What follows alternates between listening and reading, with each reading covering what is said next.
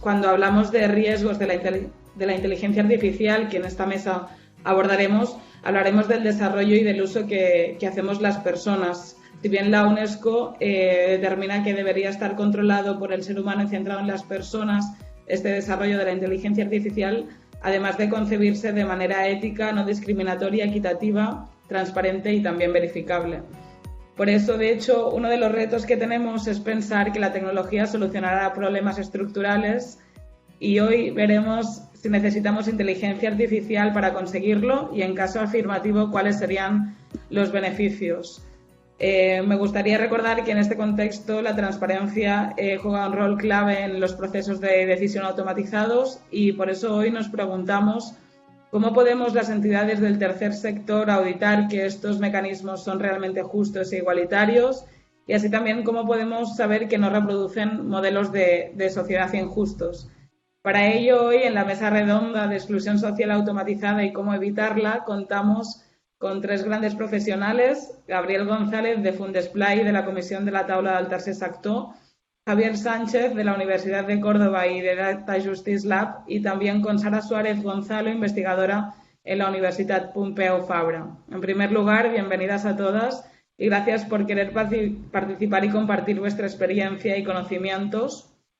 Me gustaría empezar por conocer cuál es vuestra visión y empezamos, si os parece bien, por Javier, para que nos cuentes un poco cómo la inteligencia artificial está afectando a los servicios sociales, cuál es su uso y resultado actual y si podemos decir si la inteligencia artificial es un agente de cambio social. Un poco lo que quería traer aquí, un poco mi experiencia en un proyecto de investigación europeo que se llama Data Justice Project y bueno, hay una pata que tiene que ver con la parte de servicios sociales, digamos, de la gobernanza algorítmica del estado de bienestar, etcétera. Entonces, bueno, pues traía aquí un poco el panorama internacional, ¿no? Antes de seguir un poco en la parte más propositiva. Tenemos muchos ejemplos internacionales donde se están gestionando recursos sociales y del estado de bienestar a través de sistemas algorítmicos y de datos, o muchas veces llaman data driven en inglés, ¿no? como dirigidos por datos, que bueno, da un poco de falsa sensación de que no hay mucha intervención, ¿no? Y que es en parte autónomo. Tenemos ejemplos de asignación de recursos sociosanitarios en Estados Unidos. Y en el artículo, por ejemplo, hay una frase, ¿no? que creo que todos los que nos hemos topado con la administración pública nos la encontramos cada día más, ¿no? Que dice: no soy yo, es el ordenador, ¿no? Que no me deja hacer tal o que me ha dicho tal. Luego hay casos que habréis leído en prensa, quizás, más recientemente el caso de Siri en Países Bajos para detección del fraude en ayuda social. Y realmente esto es una cosa que en un momento se puso de moda, pero la han ido tumbando diferentes experiencias y de tribunales de derechos humanos, que es esto de la idea de que bueno, la gente de clases bajas que pide ayudas tiende a estafar, ¿no? Entonces hay que, a través de los datos podemos encontrar quién está mintiendo a la hora de recibir ciertos beneficios sociales, ¿no? En descuento de impuestos o en ayudas, ¿no? El sistema Robodeps, llamado así en Australia, pues se encuentra ahora bajo investigación judicial también, después de haber acusado falsamente de fraude a unas 600.000 personas en Australia, si no recuerdo mal. Y luego tenemos, pues por ejemplo, el sistema Biogen en España, ¿no? Que es un sistema algorítmico para determinar el riesgo de sufrir violencia de género por una mujer. Entonces le asigna una escala de riesgo en 5 rangos. Desde el más bajo al más alto, ¿no? El más alto es el más peligro inminente para la vida. Y luego, pues bueno, hay sistemas incluso integrales, como el del Ayuntamiento de Bristol, se llama Sistema Integral Analítico de Datos. Y aquí lo que hacen es modelar 35 problemas sociales pues riesgo de maltrato infantil, riesgo de violencia doméstica, que le llaman así, doméstica. ¿Vale? Entonces cogen información policial, información socioeconómica, información de eventos como faltas al colegio, etcétera, y predicen la probabilidad de que este niño esté, por ejemplo, en cierto riesgo, ¿no? En una familia, ¿no? Entonces le llaman programa de atención a familias problemáticas, ¿no? Lo pongo todo entre comillas porque, bueno, es la terminología que usan, no significa que esté de acuerdo. Entonces, bueno, quería traer aquí como contribución es que no hay evidencia en ejemplos sólidos de que el comportamiento individual pueda predecirse algorítmicamente o estadísticamente. Y esto es muy importante porque la estadística nos da garantías de descripción o predicción a nivel poblacional, no a nivel individual. Pero se está usando, todos estos sistemas se están usando para modelar poblacionalmente, pero luego hacer predicciones individuales, ¿no? Entonces, tenemos aquí un problema de desalineación, ¿no? Y hay un estudio muy reciente, muy interesante, en el cual intentaron predecir las trayectorias de vida en aspectos de comportamiento social o de eventos sociales. Entonces, bueno, pues le dijeron a 100 investigadores e investigadoras de ciencias de datos que sí, que intentasen, a partir de varias bases de datos de eventos sociales, intentasen predecirlos con sus técnicas, ¿no? Entonces, estos 100 equipos no consiguieron predecir con precisión ninguno de los eventos, ¿no? O sea, quiere decir que era, si tiraba una moneda al aire, pues tenía la misma capacidad predictiva que el sistema de inteligencia artificial. Esto es fundamental, porque muchos de estos sistemas que acabo de contar se basan en la premisa de que el comportamiento individual, social, es predecible, ¿no? Con lo cual nos encontramos que no se están prediciendo, ¿no? Lo que sí puede pasar es que, bueno, sí tenga efectos, ¿no? Al final a alguien le dan o no una ayuda, ¿no? O le dan o no tal cantidad de asistencia social. Y bueno, como esto es un tema muy difícil de evaluar, pues bueno, pues puede parecer que funciona, que no, ¿no? Porque no hay una evaluación posterior de los sistemas, ¿no? Ya cuando llega a tribunales de derechos humanos. Os traigo aquí un fragmento de un libro de divulgación que se llama Ciencia sin ficción. Entonces hay un capítulo de Belén Gopegui sobre estos temas y dice: la investigación social merma las experiencias vividas cuando trata de medirlas de tal modo que puedan ser procesadas por algoritmos. Y al final se acaba midiendo lo fácil y relegando lo difícil, es decir, lo contextual, la información no estructurada, ¿no? En el caso, por ejemplo, del tema de problemas con la infancia, pues lo fácil es medir número de ausencias escolares, renta de la familia, si está uno en paro, etcétera. Lo difícil es medir las redes de apoyo, por ejemplo, ¿no? ¿Qué redes de apoyo tiene en un barrio o en una familia o en una familia afectiva ese niño o niña, ¿no? Entonces, claro, pues esto se queda fuera del sistema porque no se puede codificar.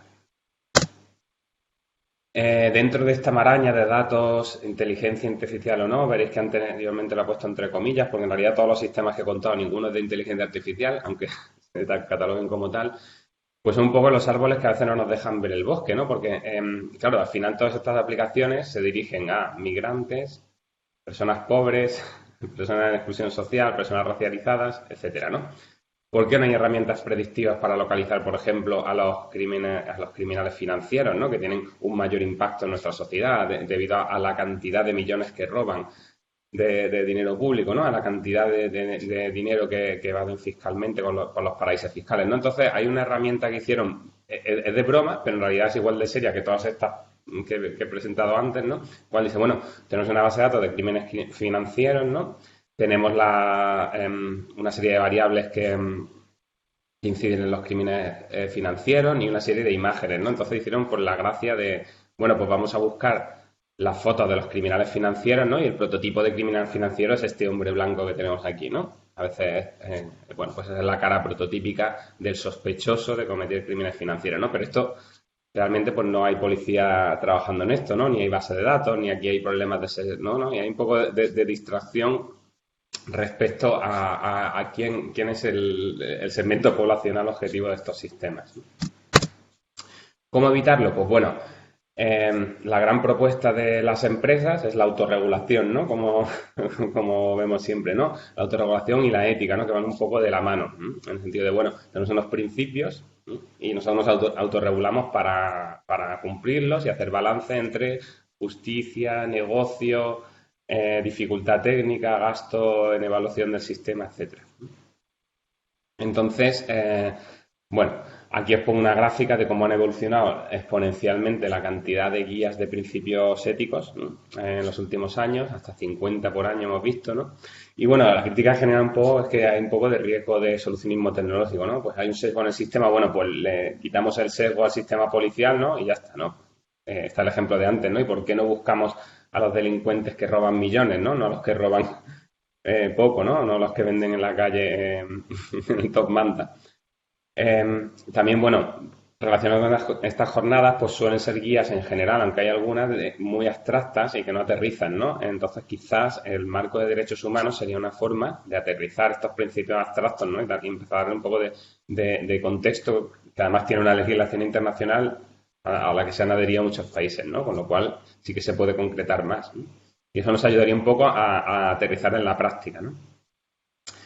Y bueno, también lo que pasa es que ignoran varias dimensiones sociotécnicas, ¿no? Por ejemplo, pues incluso la definición de justicia suele limitarse a igualdad de trato o a no discriminación en el sentido de que se asignen similares categorías o probabilidades a diferentes colectivos, ¿no? Pero no se habla de otros conceptos más amplios, como hablaba antes Josep, del racismo estructural, ¿no? Como se manifiesta aquí y que muchas veces no tiene que ver con diferente etiquetado o diferente trato, ¿no? Sino con otras cuestiones más complejas.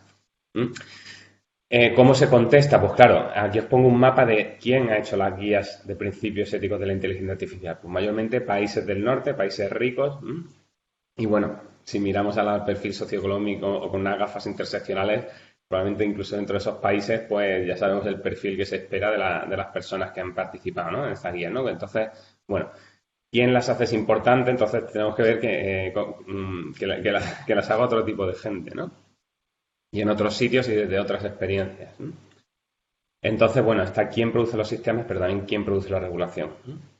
Y bueno, ¿por qué unas dimensiones son más importantes que otras, ¿no? Como consecuencia de esto, ¿no? Entonces, pues por ejemplo, pues sí está el racismo de individual, ¿no? Pero está este estructural que ve cómo se manifiesta.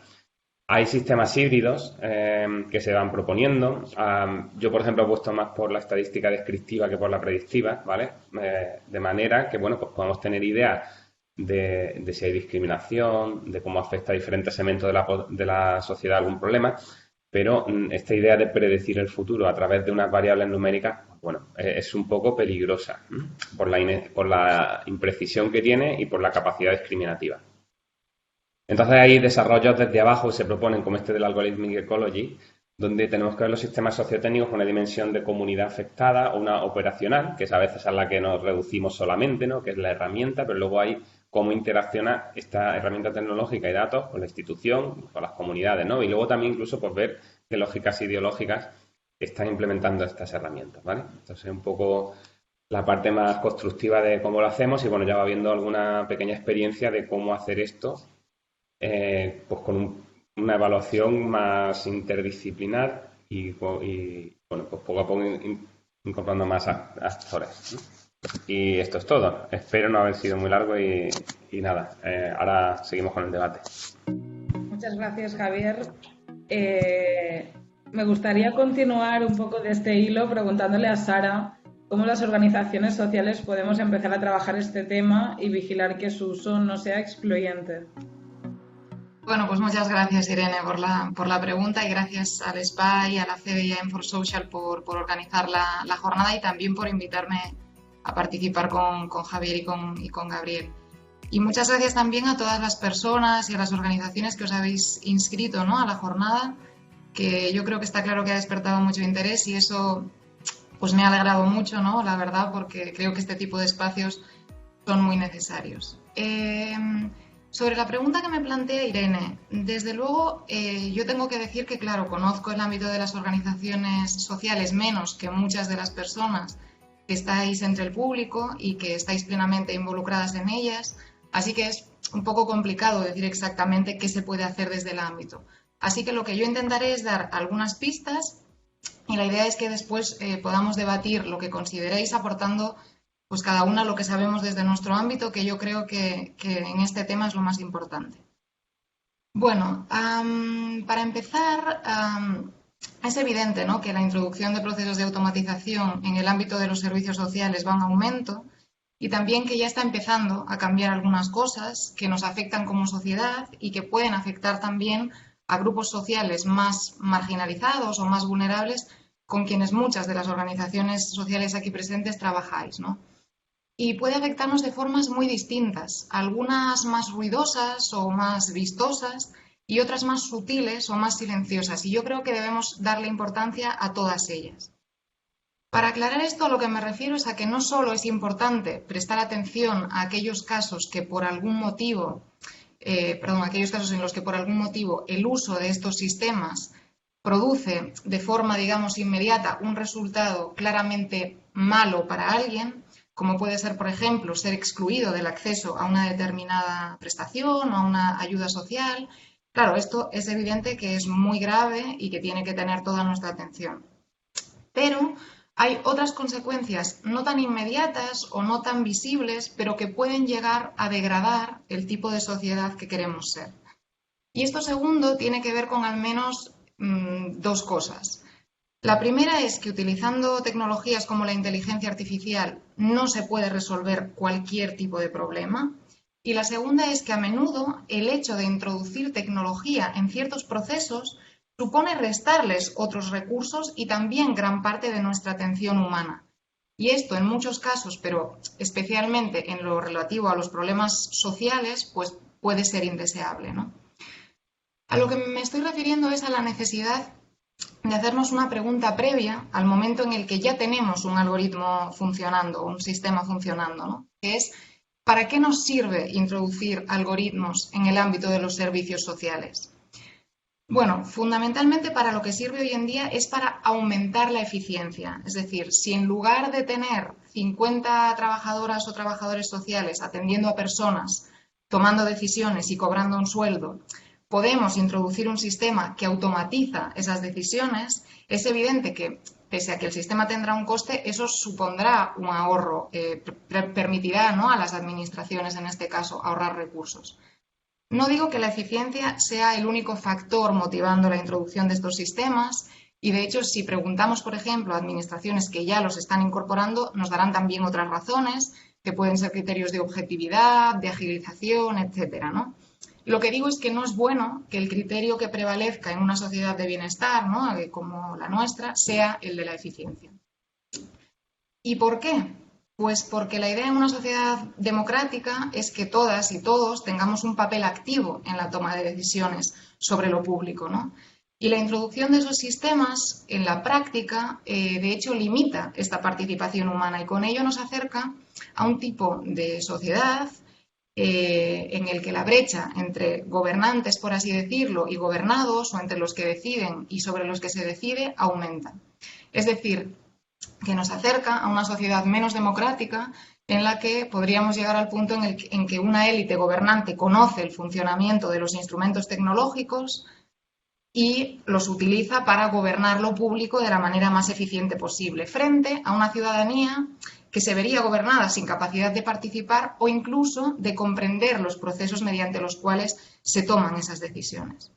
Pues teniendo esto en cuenta y respondiendo a la pregunta de Irene sobre qué pueden hacer las organizaciones sociales, yo creo que sería muy útil que, por supuesto, el conjunto de la ciudadanía, pero en particular las organizaciones sociales, se puedan centrar en hacer tres cosas. La primera sería entender la lógica básica, en este caso de la inteligencia artificial, es decir, entender qué puede hacer y qué no, para qué sirve y para qué simplemente es inútil. En segundo lugar, desmitificarla y deselitizarla, es decir, acercarla, ayudar a acercarla al conjunto de la ciudadanía en términos comprensibles y asequibles y ligados a la realidad social en la que se encuentran las personas. Y en tercer lugar, fomentar la participación social en el ámbito de la tecnología. Y no me refiero solo a la participación de las mismas organizaciones sociales, que yo creo que pueden jugar un papel muy importante, sino fomentar también la participación del conjunto de la ciudadanía y especialmente de los grupos que pueden verse más afectados por ella, que muchas veces son los grupos más vulnerables. En este tercer punto no me detengo más porque después tenemos una mesa dedicada precisamente a temas de participación, así que únicamente lanzo el gancho a las compañeras. Entonces, volviendo al primer y al segundo punto para cerrar esta primera respuesta, la inteligencia artificial, ya lo sabemos, es una tecnología que está muy de moda, pero que además está muy sobredimensionada. Es decir, que muchas veces se le atribuyen, ¿no?, como comentaba ahora Javi, capacidades que en realidad no tiene y que tampoco se espera que tenga en un futuro a medio o a corto plazo, ¿no? Y esto sumado, digamos, a que es una tecnología también muy opaca, hace que la ciudadanía lo vea como algo misterioso, ¿no? Algo que no comprende y sobre lo que no tiene nada que decir. Y yo creo que es esencial que se instale la idea de que todos podemos entender hasta cierto punto, por supuesto, ¿no?, cuál es la lógica básica de la inteligencia artificial y para qué sirve, y dejar de creer que es algo reservado a los perfiles expertos, ¿no?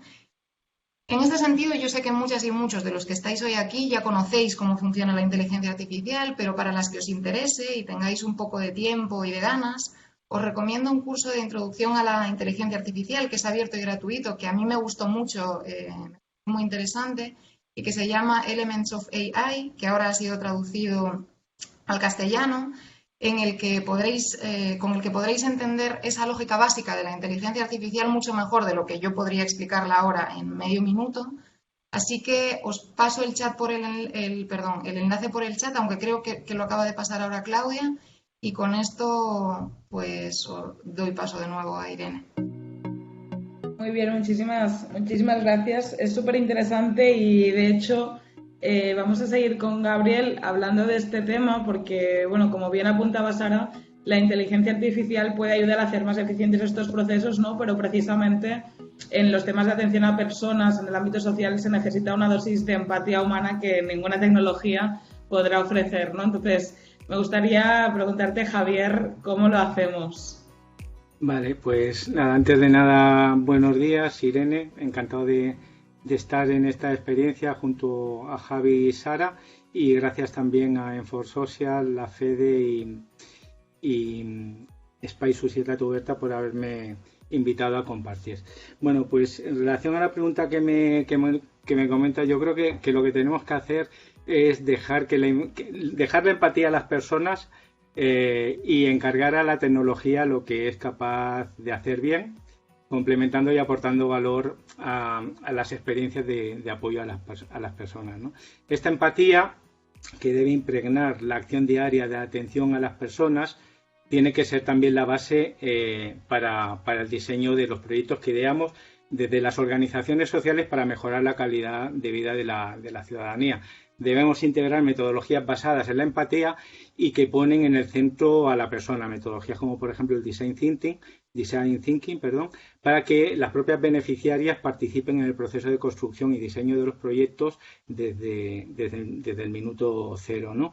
Si hablamos de la inteligencia artificial, pues va a ser imprescindible que en el diseño y la programación de los algoritmos que la hacen funcionar, pues incluyamos equipos multidisciplinares que incluyan incluso y especialmente a las personas a las que queremos atender, y deberemos aplicar además una buena dosis de empatía para que dichos algoritmos se apliquen siempre con criterios de imparcialidad, es decir, que todas las personas se traten de forma equitativa, de confiabilidad y seguridad, garantizando que funcionan sin errores, de privacidad y gobernanza de los datos personales que se usan, es decir, informando acerca de qué información se guarda, dónde, hasta cuándo, con qué finalidad, etcétera, de inclusividad para que todos los colectivos se beneficien de su aplicación y nadie quede al margen, y por último de transparencia, es decir, que se sepa cómo funcionan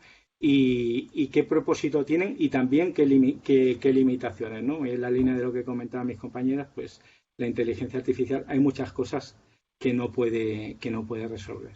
Y sobre todo, creo que tenemos que insistir en la necesidad de auditar esas tecnologías, además de diseñarlas de forma colaborativa, tal y como comentaba antes, con los ingenieros que la crean, ¿no? Incorporando, insisto, perfiles profesionales diversos que aporten su conocimiento, minimizando así la creación de algoritmos sesgados que generan más discriminación o incluso amplifican la discriminación que ya existe en una sociedad que sabemos que no es justa en muchos casos y en muchas situaciones, ¿no?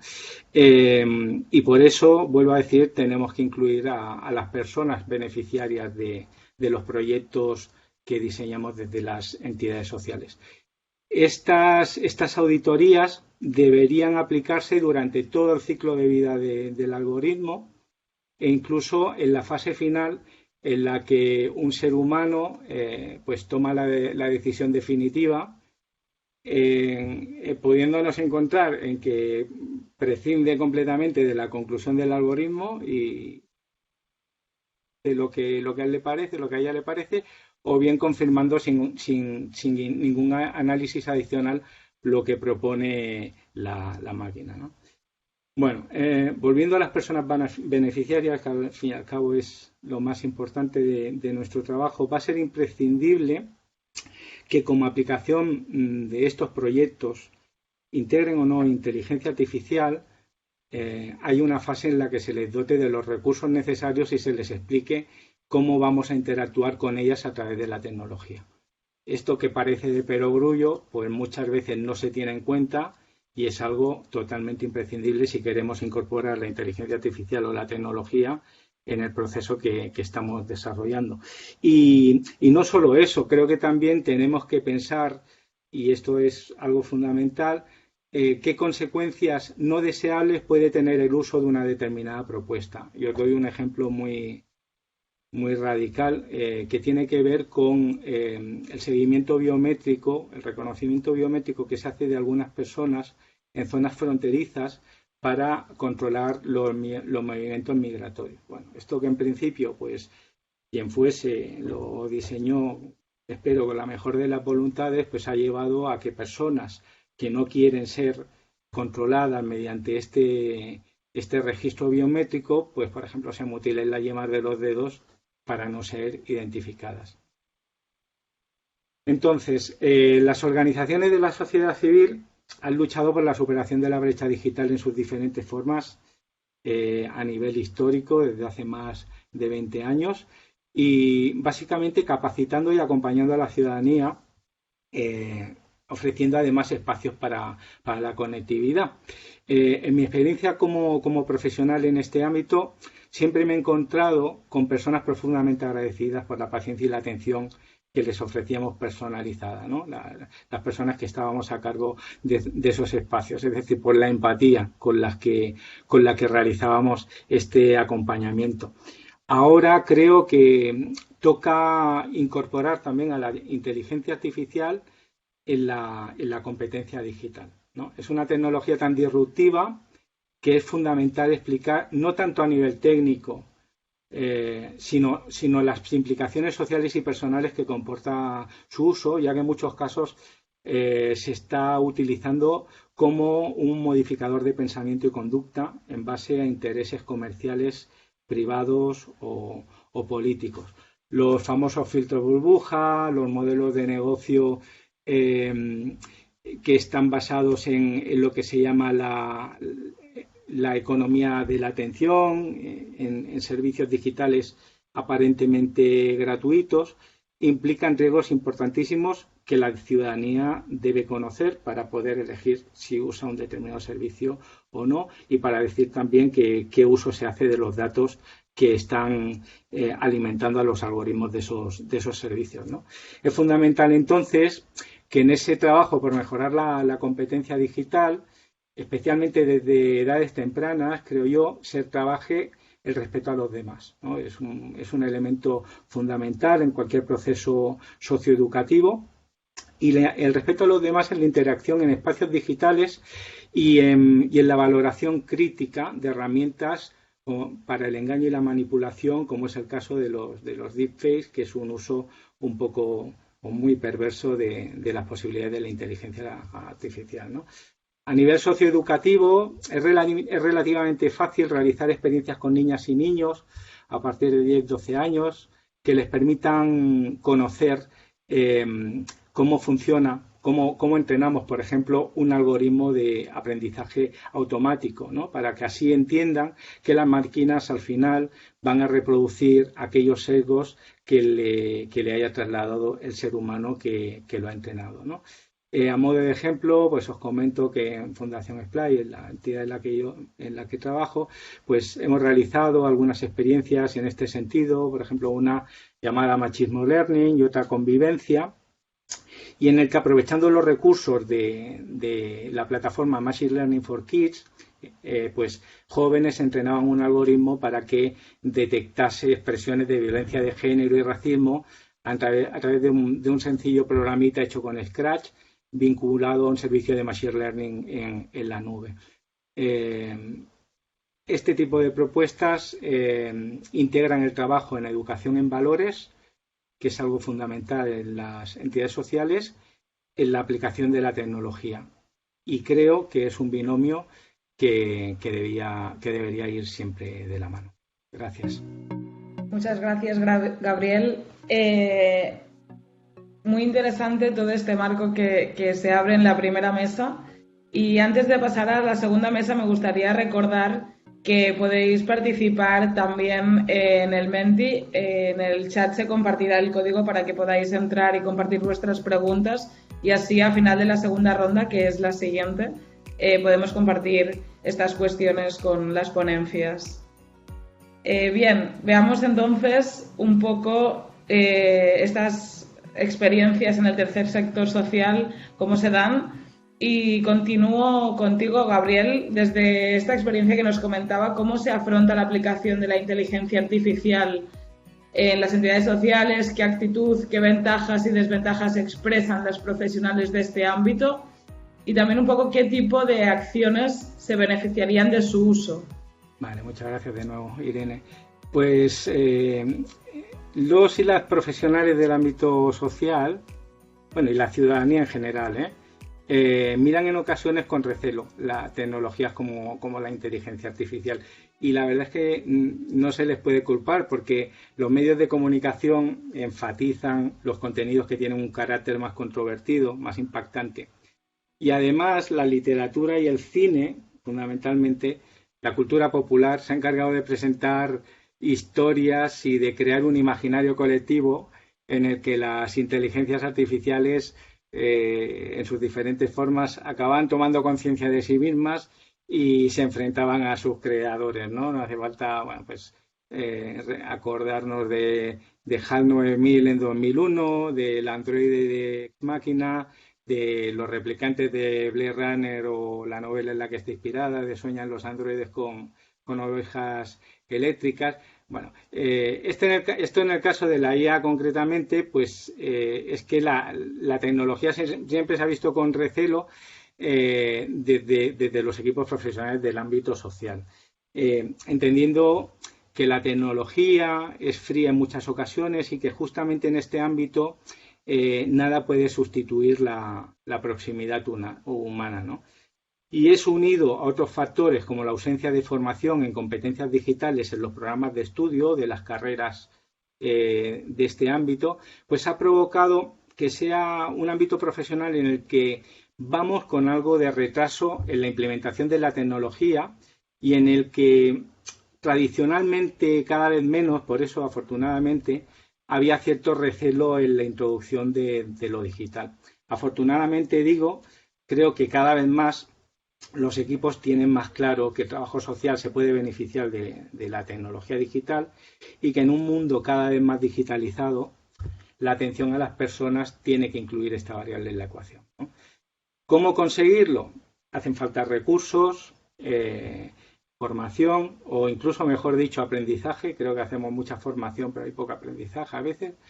Y sobre todo acompañamiento en un proceso que se deba acometer de forma estratégica y que, por tanto, lleva su tiempo, ¿no? Porque estamos hablando de cambiar no solo aptitudes, sino también actitudes y cultura organizacional, ¿no?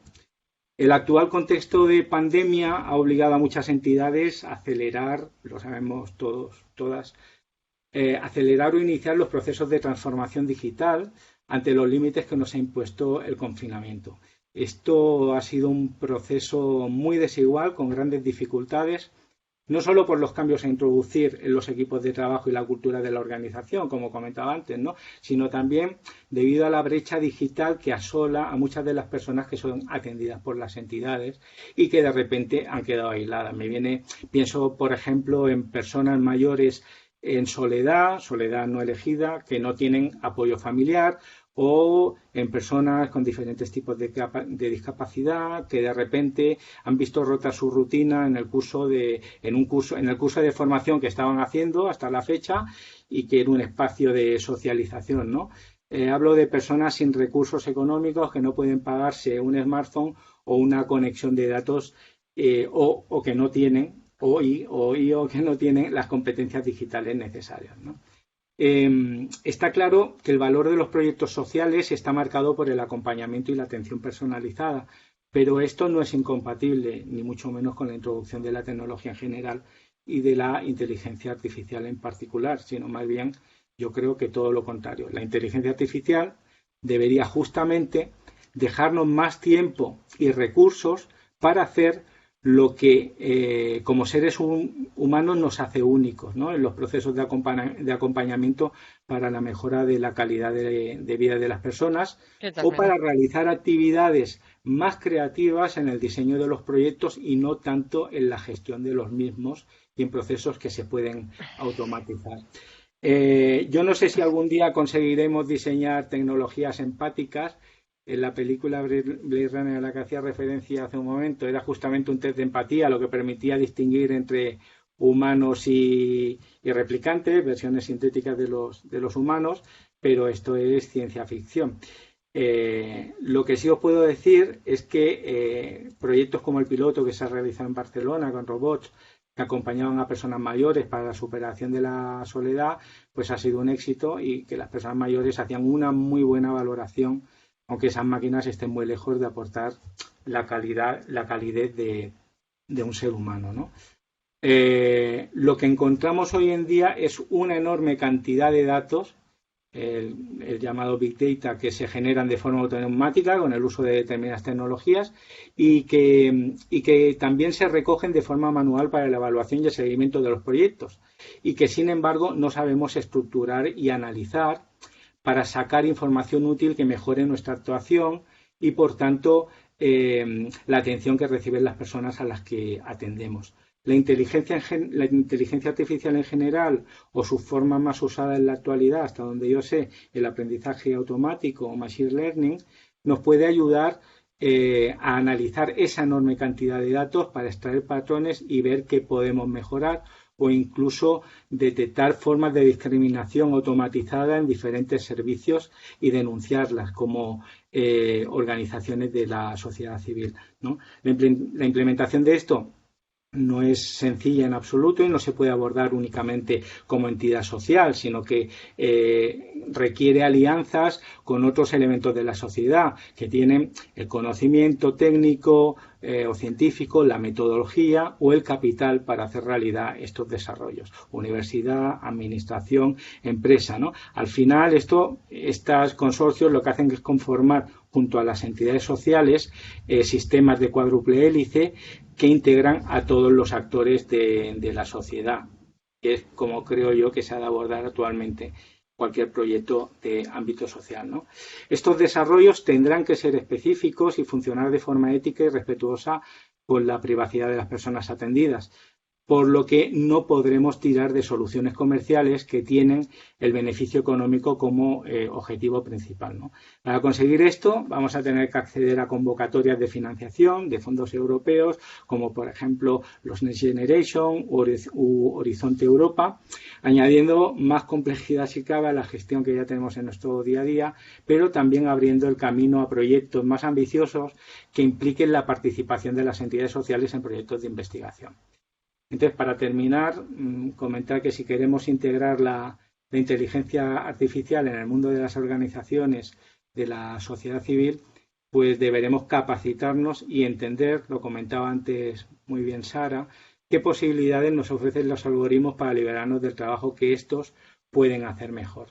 Debemos echar una mirada hacia afuera, esto creo que es fundamental también, y ver aplicaciones en ámbitos que no sean de lo social, sino en el ámbito de la empresa o de la administración, porque esto puede ser una buena fuente de inspiración para los propios desarrollos. En definitiva, tenemos que repensar cómo hacemos las cosas. Muy bien, pues muchísimas gracias, Gabriel. De la mano de tu primera pregunta, quería preguntarle a Javier un poco desde tu experiencia, ¿qué ejemplos compartirías con la audiencia sobre cómo se ha aplicado la inteligencia artificial al ámbito social y cómo impacta en el tercer sector, por ejemplo, en las prestaciones sociales? Bueno, es que hay varios ejemplos, ¿no? Entonces, uno sería, o sea, por ejemplo, más ejemplos que no he contado, que es el tema de intentar analizar las redes sociales y cómo utilizan, por ejemplo, la plataforma de empleo público las personas que están en paro. Entonces, pues esta misma lógica, por ejemplo, que vemos con los motores de recomendación de películas o de música, pues se ha empezado a aplicar también a la recomendación de trabajos, pues digamos los que te ofertarían desde el SEPE, ¿no? Entonces, pero también, claro, al mismo tiempo se ha usado esto para hacer perfilado de quién podría ser una persona que pudiera acabar como parada de larga duración porque no usa suficientemente la plataforma, ¿no? No pincha en el suficiente número de ofertas. Entonces, eso sería un ejemplo más cercano a la inteligencia artificial, porque quizás los ejemplos anteriores que puse en la charla eran más fórmulas matemáticas que dan una puntuación, más cercano a eso que a la inteligencia artificial. Entonces, pues bueno, pues puede tener, como todo, puede tener dos aristas. Una es que te ayuda a encontrar empleo en estas bases de datos, ¿no? Más allá de que te manden una lista de PDF de muchas páginas, ¿no? Como se hace ahora aquí, por ejemplo, con las ofertas de empleo público. Entonces, eso podría estar bien. Pero claro, el tema es que luego no se haga un perfilado adicional, ¿no? Que en principio también se puede tirar de protección de datos como la europea para evitar el perfilado fuera de la intencionalidad del sistema. Muy bien, muchísimas gracias, Javier. Y por último, Sara, para acabar con esta segunda ronda, quería preguntarte, desde tu investigación, si nos podrías explicar qué parámetros debe incluir un proyecto de inteligencia artificial para garantizar los derechos humanos, un poco para medir, ¿no? y vigilar todo esto que nos comentaba tanto Gabriel como Javier en sus experiencias. Muy bien, pues muchas gracias, Irene. Bueno, pues la verdad es que lo primero que tengo que decir es que lamentablemente no hay recetas mágicas, ¿no? para evaluar los sistemas. Es decir, lo que yo he visto desde mi experiencia, tanto en la academia como profesional, es que cuando queremos evaluar un sistema de inteligencia artificial y especialmente cómo afecta, ¿no?, a la vida de las personas, no se pueden hacer demasiadas generalizaciones, por varios motivos. En primer lugar, porque cada modelo tiene sus particularidades técnicas, y en segundo lugar, porque ese modelo se aplica, se implementa en una determinada realidad social, política, económica, cultural concreta, que marca cómo ese sistema afectará a la realidad en la que se integra, ¿no? Dicho esto, sí que hay determinadas cosas o determinados aspectos en los que nos podemos fijar de forma más general. Cuando hablamos de inteligencia artificial, por explicarlo como de una forma que todos podamos entenderlo, cuando hablamos de inteligencia artificial hoy en día, ya lo comentaban antes los compañeros, nos referimos básicamente a algoritmos basados en técnicas de aprendizaje de máquinas, lo que conocemos normalmente como machine learning. El objetivo de estos sistemas es procesar información que se introduce en ellos para producir un resultado en función de determinadas instrucciones más o menos marcadas por los humanos, ¿no? Y estos resultados se utilizan normalmente para tomar decisiones, para predecir eventos o comportamientos y para clasificar cosas, personas, lugares, y esto es también lo que está ocurriendo en el ámbito de los servicios o de las prestaciones sociales. Por lo tanto, estos sistemas necesitan procesar grandes cantidades de datos, esto a lo que nos referimos como Big Data, para poder funcionar, ¿no? Para simplificar entonces las cosas, diría que si queremos evaluar, por así decirlo, un determinado sistema de inteligencia artificial, podemos fijarnos en tres aspectos importantes.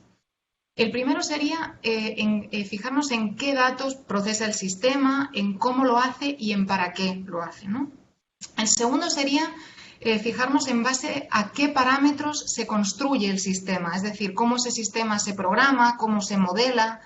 Y por último, cómo y para qué se crea y se implementa ese sistema, es decir, cuál es la idea que está detrás del sistema y cómo se utiliza en la práctica.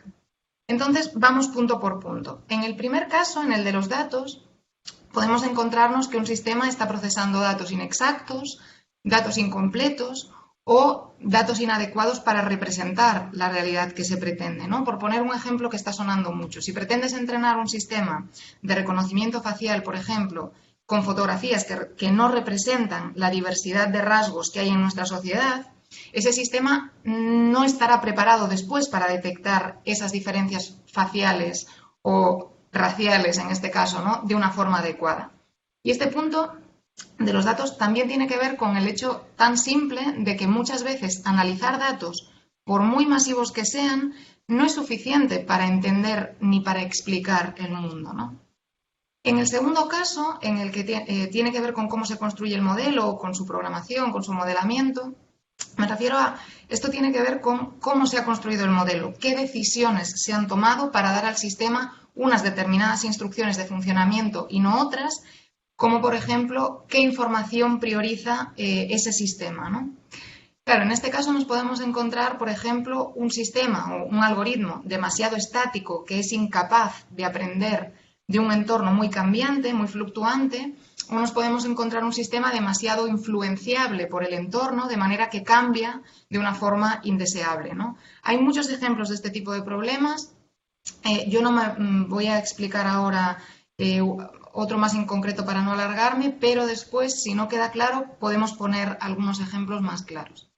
Y más allá de estos dos primeros problemas relacionados con los datos y con la construcción del sistema, que se podrían pulir o que se podrían mejorar desde un punto de vista más técnico, hay otros aspectos que se refieren a la misma concepción del modelo y a su implementación también, ¿no? Es decir, problemas que tienen que ver con para qué se ha creado el sistema, que es algo de lo que ya hablaba antes, o con para qué se está utilizando este sistema. Entonces, aquí, por supuesto, podemos tener problemas relacionados con que el sistema se esté utilizando mal, que no se esté utilizando para lo que se quería, que se esté utilizando de una forma indebida o que, por ejemplo, las personas que tienen que interactuar con ese sistema pues no estén preparadas como para utilizarlo correctamente. Pero más allá de esto, hay otro tipo de problemas que tienen que ver con la misma concepción del modelo. Aquí podemos encontrarnos, por una parte, con que en realidad el sistema no sirva para lo que se pretende, o podemos encontrarnos con que aunque el sistema funcione muy bien, sea indeseable en sí mismo, ¿no?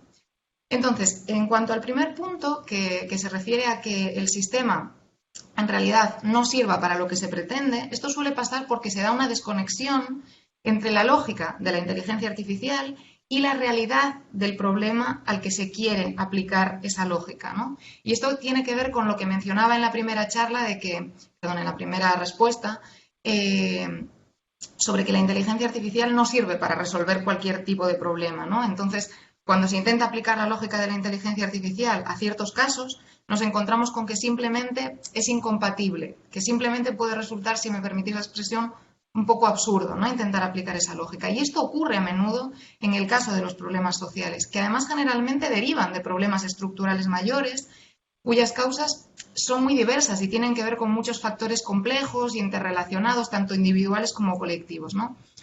Pongamos, por ejemplo, que queremos utilizar un sistema de inteligencia artificial para predecir la tasa de abandono escolar, ¿no?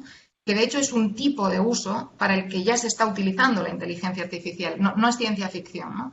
Bueno, si pensamos en las causas de la tasa de abandono escolar o del abandono escolar en dos barrios diferentes, por ejemplo, podremos identificar factores bastante evidentes como el nivel adquisitivo de las familias, por ejemplo, pero la realidad es que podría haber muchos otros factores, como pueden ser la distribución urbana en ese barrio, cómo está construido el colegio, quiénes son los profesores que hay allí o circunstancias particulares de las familias de los niños, etcétera, ¿no? Por poner algunos ejemplos. Con esto lo que quiero no es transmitir la idea de que es imposible comprender las causas de los problemas sociales, sino destacar que la teoría social no es una ciencia exacta, ¿no? Y que entre los mismos científicos y las mismas científicas sociales hay muchas discrepancias sobre las causas de los problemas sociales. Entonces, lo que ocurre es que la idea de predecir automáticamente algo como la tasa de abandono escolar supone obviar esa complejidad social y dar por hecho que podemos construir un modelo capaz de integrar todas esas variables para producir un resultado no solo eficaz, sino también justo, ¿no? Que en principio es de lo que se trataría. Y esto es realmente complicado y de hecho ya está dando problemas. Y en el segundo de estos dos puntos que mencionaba, podemos encontrarnos con que el sistema, decía, sea indeseable, ¿no? En sí mismo. Aunque funcionase correctamente, podría no interesarnos como sociedad, ¿no? Porque no nos beneficia, porque nos afecta o porque fomenta unos valores que no nos interesan, por ejemplo. En este segundo caso, por ejemplo, rápidamente para entendernos, nos podríamos fijar en el caso de Cambridge Analytica. Dando por bueno que el sistema funcionase perfectamente, que es muy cuestionable, es un sistema que se utilizó para intentar manipular, ¿no?, el voto de los votantes indecisos. Y esto es algo que en principio no nos interesa como sociedad. En realidad, estos 3 puntos que comentaba sobre los datos, el modelamiento del sistema y la concepción o la ideación misma del sistema están muy relacionados entre sí, pero diría que para mí el más interesante, y que en especial para esta jornada quizás el más interesante sería el último, porque es precisamente el punto en el que las organizaciones sociales yo creo que pueden aportar más, porque aquí de lo que se trata es de conocer bien la realidad en la que se introduce un sistema y determinar si la lógica de la inteligencia artificial sirve o no para resolver un problema dentro de esa realidad. Muchas gracias. Muchas gracias, Sara. Bien, pues seguiremos con este tema en las preguntas que ya nos van llegando y, por tanto, cerramos segunda ronda en esta mesa y pasamos a escuchar un poco qué os quiere preguntar el público. Y, bueno, como pregunta más votada, nos preguntan si tendríamos las organizaciones que apostar por tener departamentos de tecnología propios con personal experto para dar seguimiento o bien analizar los datos generados. No sé si, Javier, te apetece darnos un apunte, o Sara, quien prefiera. Sí, yo creo que sí, que habría que tener... Bueno, esto es un debate siempre, ¿no?, con el tema del personal técnico en la administración pública, ¿no?, que en estos campos hay 2 problemas, que uno es que la gente que más sabe de esto está ahora mismo en las grandes consultoras, incluso las universidades han contratado a muchísimos de las personas con más experiencia y relevancia en las universidades. Y claro, entonces pues ni las universidades ni la administración pública ahora mismo pueden competir, digamos, salarialmente, ¿no?, para contratar a estas personas. Entonces eso sería una de las dificultades. La otra sería la dificultad hardware, que en algunos modelos, sobre todo los de lenguaje natural, pues hay muy pocas empresas a nivel mundial con capacidad para entrenarlos.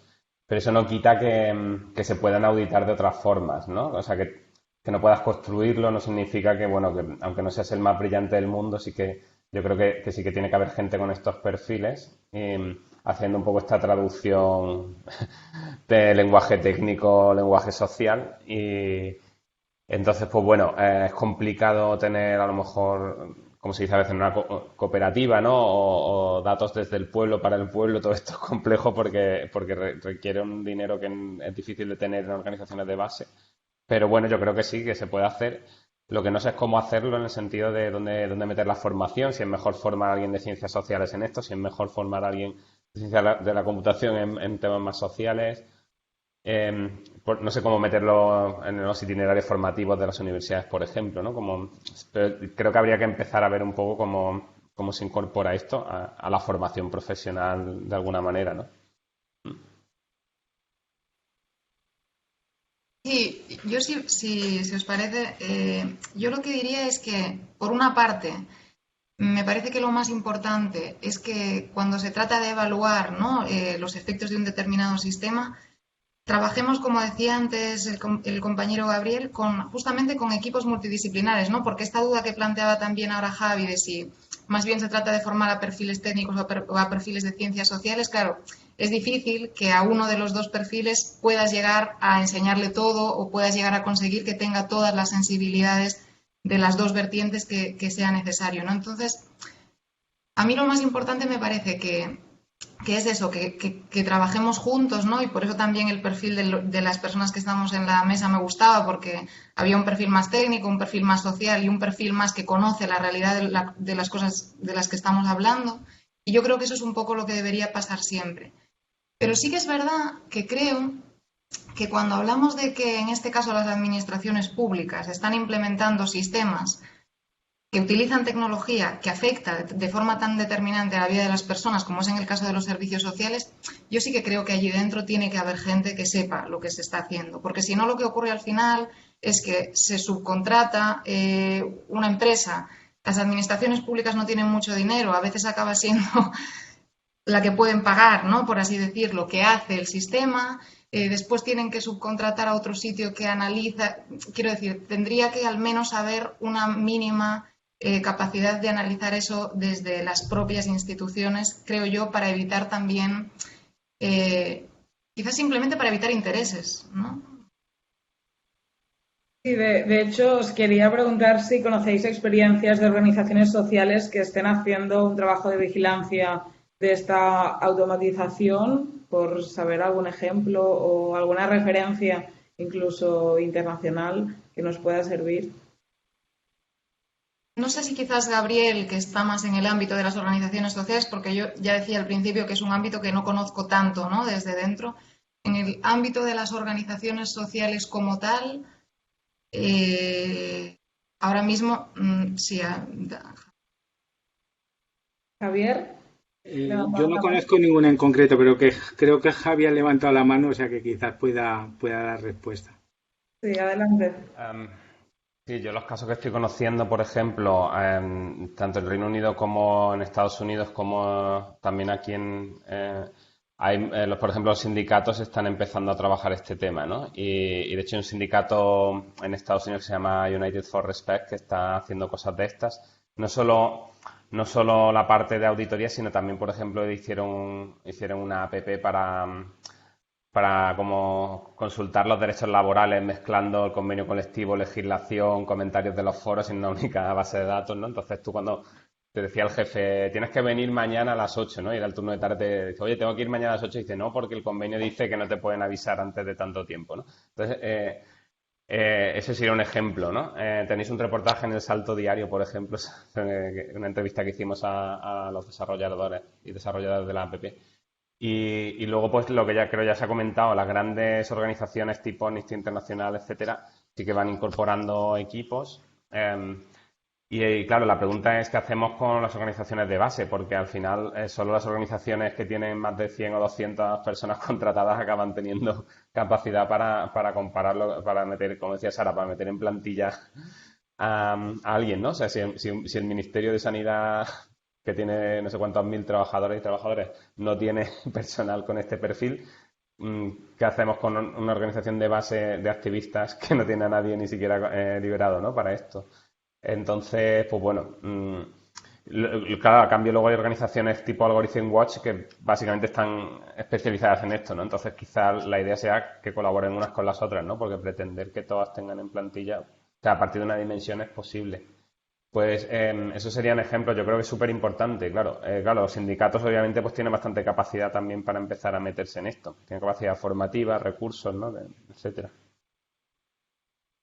No sé, yo creo que no sé si es una experiencia ligada a una entidad social o de dónde proviene, pero quería compartir con vosotros una experiencia que se hizo en Francia analizando el histórico de las decisiones judiciales que se tomaban a partir de datos abiertos de Open Data y lo que se vio a través de ese análisis fue que el mismo delito aplicado en diferentes personas, determinados perfiles de personas, ¿no? Eran penados de una forma diferente. Es decir, los jueces estaban penando de una forma más fuerte, peor, a determinados perfiles habiendo cometido el mismo delito. El detectar esto es fantástico, ya os digo, no sé de dónde provino la iniciativa. Lo terrible es que una vez se denunció esto, y aquí es donde quería llegar, es decir, una vez se detectan este tipo de cosas, se validan y tal, ¿cuál tendría que ser la respuesta del gobierno de turno y tal? Lamentablemente el gobierno francés lo que parece que hizo fue prohibir la aplicación de inteligencia artificial en Open Data. Es decir, que es tan necesario la denuncia como después qué medidas se toman una vez se descubren y se ponen sobre la mesa situaciones de abuso, por ejemplo, ¿no? Muchas gracias a todas. Y bueno, seguimos con las preguntas más votadas del público de hoy, que nos preguntan también si este desarrollo de estas tecnologías crece más y más rápido en el norte global y cómo se aborda entonces la brecha digital norte-sur. Bueno, es una pregunta muy buena esta, ¿no? Porque una de las cosas que vemos también es que ni estos sistemas afectan de manera igual, ¿no?, a todos los territorios, ni a todas las personas que están dentro de esos territorios, pero que además muchas veces en el mismo diseño, ¿no?, de esos sistemas se cuenta, digamos por así decirlo, con unos determinados perfiles sociales como más mayoritarios o que pueden pertenecer a determinados lugares y no a otros, y esto acaba también provocando problemas, ¿no?, en el funcionamiento mismo de los sistemas, ¿no? Entonces yo creo que justamente ese tema de la brecha digital es muy importante cuando hablamos de todas estas cosas, ¿no?, como algo a superar, porque sí que es verdad que está afectando de manera desigual dependiendo pues del nivel de desarrollo o de los distintos países, ¿no?, de su nivel social y económico. Muchas gracias. Y por último, no tenemos mucho tiempo, pero sí que me gustaría pasar rápido por una cuarta pregunta que hablaba un poco de esta evaluación y auditoría y nos preguntan si existen o conocéis empresas en Cataluña o España que auditen algoritmos de inteligencia artificial en búsqueda de sesgos, teniendo en cuenta que ese no es el final del camino, pero tal vez sí un inicio importante, ¿no? Y un poco también de la mano de esta pregunta, si conocéis experiencias de administraciones públicas que estén aplicando auditorías de algoritmos. Respecto a la primera pregunta de empresas que se dediquen a hacer auditorías de este tipo, yo la que conozco es Éticas Consulting, creo que es, pero lo que sí que no puedo aportar es ninguna experiencia de auditoría de administración. Sí, bueno, si Javi no quiere intervenir ahora, es verdad que aquí, digamos que en Cataluña esta es la organización más conocida, ¿no?, que está trabajando el tema de las auditorías éticas. Y sí que es verdad que también estamos viendo cada vez más experiencias de administraciones, no solo de administraciones públicas, sino también de empresas privadas, ¿no?, que cada vez ven más necesario servirse, ¿no?, de este tipo de auditorías algorítmicas, porque empieza a haber, ¿no?, una sensibilidad social más fuerte sobre este tema, y también porque casi que es algo que ya la legislación empieza a dejar ver que sería importante, ¿no?, que se haga, no necesariamente desde fuera, sino podría ser también desde dentro, pero que se haga, ¿no?, que se puedan auditar los sistemas que se están utilizando. Aquí uno de los problemas más grandes que encontramos a la hora de auditar este tipo de servicios, y pasa mucho en el caso de la administración pública, que para el contexto en el que estamos es como de mucho interés, es que, como explicaba antes, no son las mismas administraciones muchas veces las que desarrollan, ¿no?, el sistema, sino que tienen que contratar a una empresa que lo hace. Estamos tan verdes, digamos, como sociedad, que hay ciertas cláusulas que ya directamente no se incluyen en los contratos, y luego nos encontramos que a la hora de ir a auditar estos algoritmos, ¿no?, porque a mí me ha pasado, no tienes directamente acceso al código. Es muy similar a lo que comentaba en la charla anterior Ana del caso del bono eléctrico, porque es que directamente no, digamos que las instituciones no pueden abrir el código porque es que la empresa no lo permite, ¿no? Pero hay otro tipo de ejemplos en este caso. Pero sí que es verdad que yo creo que la sensibilidad sobre este tema aumenta y que es algo que es importante. Y es algo que es complicado de ejecutar, ¿eh? Eso también es cierto por lo que explicaba antes de que, bueno, es necesario tener conocimientos de muchos ámbitos, conocimientos tanto técnicos como también de la realidad social en la que se inscribe ese sistema. Entonces no se trata solo de hacer como una evaluación técnica, ¿no?, del sistema, sino de ver exactamente desde cómo se ha ideado hasta cómo se está implementando, cómo el sistema está cambiando a la hora de funcionar en esa realidad en la que se integra, ¿no? Pero también otras cosas como, por ejemplo, claro, cuando tú introduces un sistema en un servicio social que en principio está diseñado para tomar decisiones, hay una cosa que no hemos comentado todavía, pero es que en Europa está prohibido que un sistema automatizado tome decisiones única y exclusivamente de forma automatizada que puedan afectar de manera significativa a la vida de las personas. Esto pasa como pasa con como pasa bastante con el Reglamento General de Protección de Datos, y es que queda un poco abierto a la interpretación, o sea, qué es, ¿no?, afectar significativamente a la vida de las personas. Pero bueno, es verdad que eso también es cierto que está prohibido, ¿no? Muchas gracias, Sara. También quería comentaros que en el chat se están compartiendo ejemplos de otras experiencias y empresas que también realizan estas auditorías, tanto al lado de entidades como al lado de las administraciones. Así que, bueno, aunque no hayamos podido recoger todas las preguntas, seguro que ahí podéis encontrar más recursos. Y bueno, y antes ya de pasar a la siguiente mesa y poder cerrar esta sesión, quería daros un minutito a cada una de vosotras para que bueno, tengáis un espacio para cerrar vuestra aportación en esta jornada bueno, y después ya pasamos a agradeceros todo y a la siguiente mesa. No sé si quieres empezar, Sara, Javier y Gabriel. Creo que Javi tenía la mano levantada, de hecho, de la anterior pregunta. No. Era del anterior, así se ha quedado ahí. Bueno, si quieres hacer algún apunte, vamos justos, pero creo que podemos encajarlo. Bueno, yo como apunte creo que incidiría en una cosa que ha dicho Sara antes de los equipos interdisciplinares, ¿no? Entonces como que hay una parte de acercarse un poco uno, de poner de su parte o de formarse, pero no puedes pretender sustituir tampoco a la gente experta en el terreno, ni tampoco sustituir a las comunidades afectadas por los sistemas. Y bueno, creo que hay que quitar narrativa a la inteligencia artificial y ver un poco también que los sistemas, me gusta mucho el nombre de sistema sociotécnico, ¿no? Porque hace hincapié en que hay datos, hay algoritmos, pero también hay personas interaccionando, creyéndose o no la salida de los algoritmos. Entonces, pues todo esto hay que tenerlo en cuenta cuando queramos hablar de estos temas, más allá de la mera narrativa de los superpoderes de la inteligencia artificial, ¿no? Hay personas en todas partes, produciendo datos, codificando e interpretando resultados. Gracias. Pues bien, Bueno, pasamos a ese espacio para vosotras. ¿Perdón? No, adelante, Sara. Vale.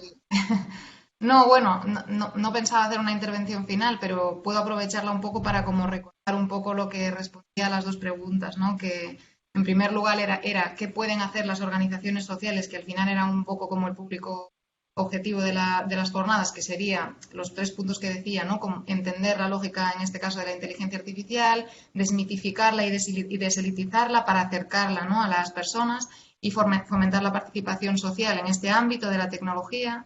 Y después lo que explicaba en relación a qué debemos prestar atención cuando queremos evaluar un sistema, tanto como ciudadanos como organizaciones, y lo que decía era, bueno, que en realidad no se pueden hacer demasiadas generalizaciones, pero que hay 3 aspectos en los que nos podemos fijar, que son cómo se utilizan los datos dentro de ese sistema, que aquí también pueden estar muy claramente afectados los derechos fundamentales a la privacidad y a la protección de datos personales, cómo se programa y se construye ese sistema, es decir, valorar cómo ha sido construido ese sistema y después valorar también si realmente responde a una idea que tenga sentido, ¿no? Que se aplique esa tecnología a ese caso en concreto, porque muchas veces simplemente nos encontramos con que es incompatible, ¿no? Bueno, y le paso la palabra si quiere a Gabriel. Gracias. Bueno, pues yo un poco repitiendo alguna idea que ya he comentado, ¿eh? Yo creo que las entidades sociales nos tenemos que poner las pilas respecto al uso de la tecnología.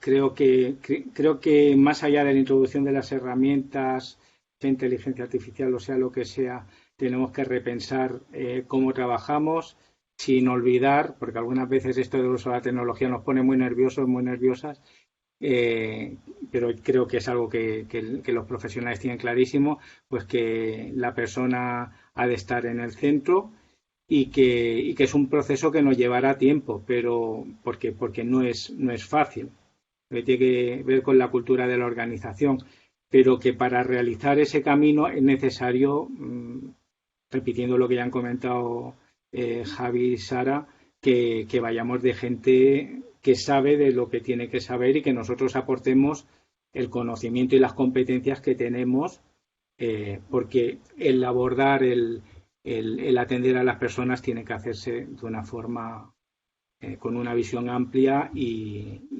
mirando que la tecnología resulte útil para el objetivo que tengamos y no introducir la tecnología solamente porque ahora parece que hay que transformarse digitalmente. Bueno, pues sí hay que hacerlo, sí, pero transformarse digitalmente por transformarse, pues no. Perfecto, pues muy de acuerdo en que esta transformación digital tiene que ser un cambio cultural, más allá de implementar esta tecnología.